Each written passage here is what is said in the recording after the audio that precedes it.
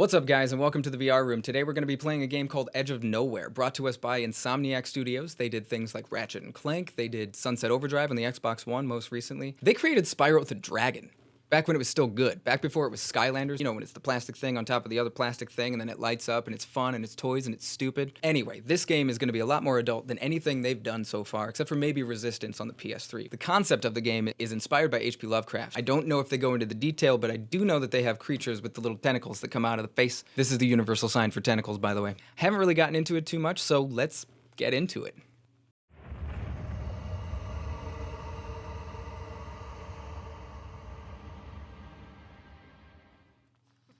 Okay, so the whole thing starts out with a flashback in the jungle.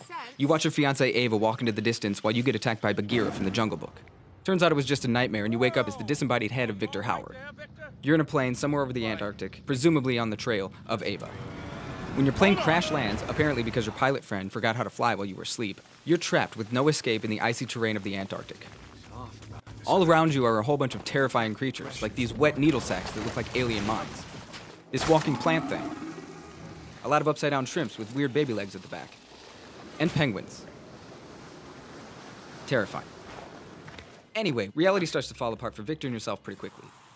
Hallucinations, otherworldly creatures, flashes of your presumed dead fiancé appear, mostly to send you in the very linear direction of the plot.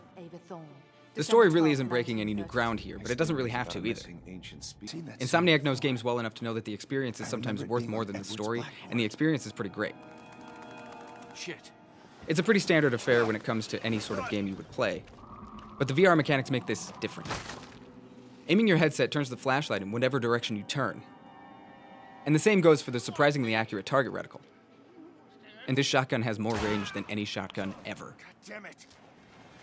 The whole game plays out in third person, which is kind of rough. Turning Victor toward the camera offers nothing but disorienting views. And it's difficult to see some angles and edges when forced to look from only one perspective. But then there's moments where it works out beautifully. The angle lends itself to some pretty awesome guideline mechanics, like revealing this ice wall path and knowing where you're supposed to go without the glowing grab ledge here stuff from most modern games.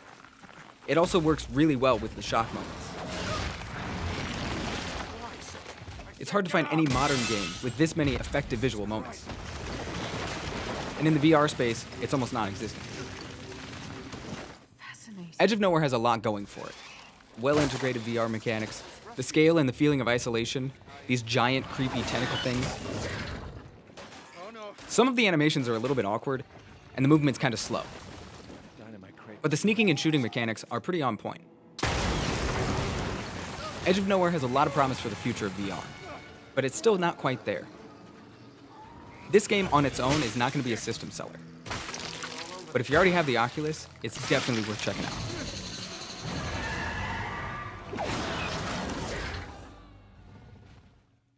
Edge of Nowhere has a lot more going on than almost every VR experience out there. It's not going to be as good as like a AAA console or PC game or anything like that, but the one thing that Edge of Nowhere has that almost no other VR experience has yet is that this game actually feels like a game. Almost everything else out there right now could be boiled down to a gimmick or a minigame, but this game has an actual story, something that puts you behind that character and makes you feel like you're there. I mean, yes, there's going to be a lot more coming out soon. This is the beginning. The point is that this game felt different. To have something this strong so early in the VR timeline is great. It shows that there's a future for this in video games. And it shows that people are adapting story in a different way that we never thought possible. And that's what I liked about Edge of Nowhere. It wasn't the strongest game I've ever played, but it gave promise for the future. And I'm really excited to see what Insomniac does next. So that's Edge of Nowhere, guys. I'll see you next time.